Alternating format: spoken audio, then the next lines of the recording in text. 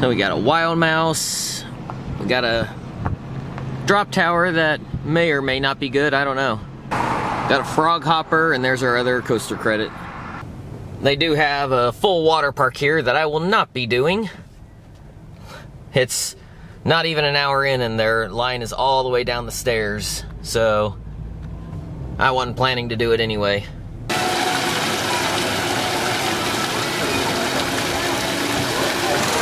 So that's my 5th wacky worm. Had to wait one extra cycle, but the line is growing. It's spilling out now. Looks like it's gonna be a busy day in this park. It is a Saturday, but I've been to parks, some small parks on Saturdays where they're like, the lines are short. The drop tower is pretty good. You get good floater airtime all the way down. I don't know if this is a Larson arm drop tower or not. The Larson arms are usually a circle that you sit in. So I don't know, but it rode like one. The airtime was just as good as one.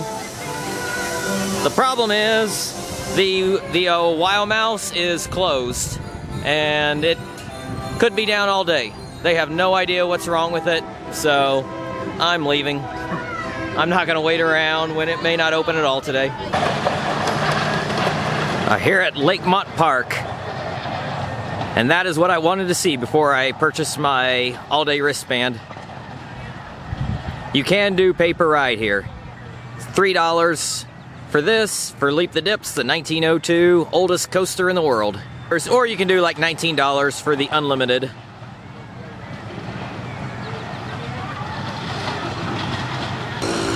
The other wooden coaster is actually just beyond the outfield of the minor league baseball team. No adults are permitted on the kiddie coaster. So if you just want the coaster credits, you can get out for $6.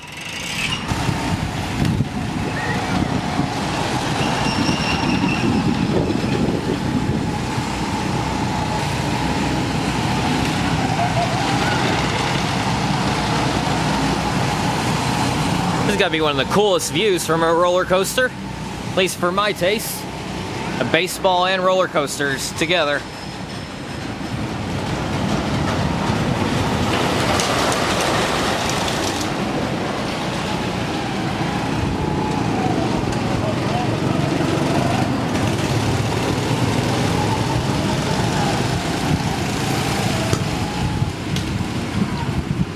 So it looks like a pretty simple double out and back.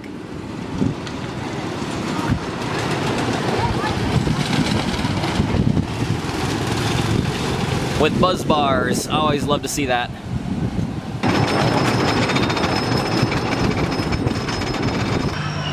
Alright, yeah, it is a rough ride. But that drop doesn't look like much, but you're riding in the back, you are getting ejected. That was ridiculous. It is so rough though.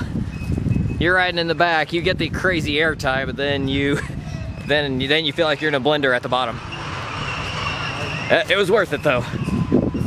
Don't know how many times I'll do that though. But for a few rides it could be fun, but I can't see you wanting to marathon this thing. But you gotta ride the back just to experience that ridiculous ejector.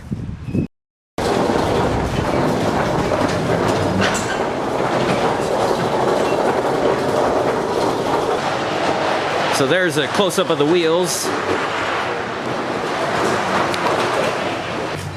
So with no upstop wheels, just rides on top and the side friction keeps it from derailing. Oldest coaster in the world. And of course, being such, he's got to brake it himself with those levers. And then he's got to push it forward. And look at the anti-rollbacks. It's just these wood planks that it pushes against and then it drops back. I noticed that on my first ride. Everything about this is so interesting. You gotta come out here just to experience this because it's so unique. It's been in this spot for 119 years.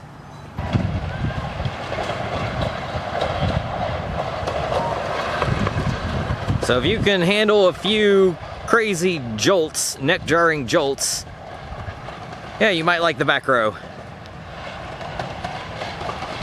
Just like with the other coaster here, the Skyliner, the PTC Woodie. You can handle some neck-jarring jolts. The back row is good.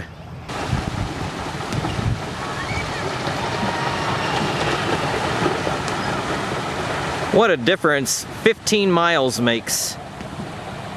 DelGrosso, I think that's how it's pronounced actually, is slammed. Huge amounts of people, long, long waits for everything. Whether you're at the water park or amusement park. Here at Lakemont Park, no wait for anything. So here's the National Historic Landmark plaque, dedicated in 1996. And here's the Ace landmark. Oh yeah, it was 1902. Well, I gotta get a picture of that too. Dedicated in 2002, the 100-year anniversary. Oh, I wish they could have had this open earlier. I came back, it is open now, but wow. What a difference 15 miles makes. So Lakemont Park, you're walking onto everything. Here you got hour-long waits for everything. Why do so many people come here? If they spread out to Lakemont Park, everyone wins. So nearly a 45-minute wait, but I got the coaster credit. So I've done all 4 in the area that I'm allowed to do. 2 here, 2 at Lakemont. Got spinning really good right there for one little spell. Kind of straightened out a bit. The spinning kind of stopped around that area. I took the airtime hill going forward. They got to take it going sideways. And this one's right along the street, so when I drove up, I could see that it was operating. So that way I didn't park and make the 5-mile walk from the parking lot back to here, only to find it closed again. I was able to see it was working. And the line has grown. Oh boy. Glad I got on it when I did. So if you ever come here to DelGrosso's, it is interesting that on one side of the street, that's where the parking lot is beyond the water park. So you come up to the water park, and that is a paid admission. And then you cross the street over this bridge, on this bridge over the street, over to the dry park. And that one you can do a pay per ride.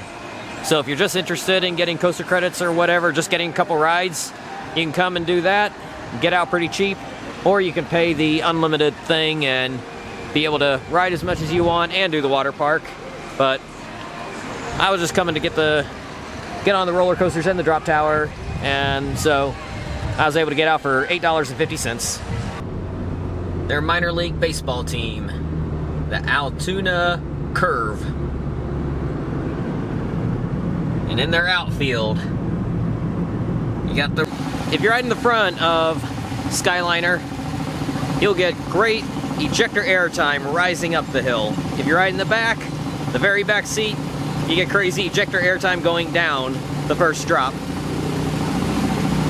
But wherever you sit, brace for the bottom, the pull out. The pull out of that first drop is brutal.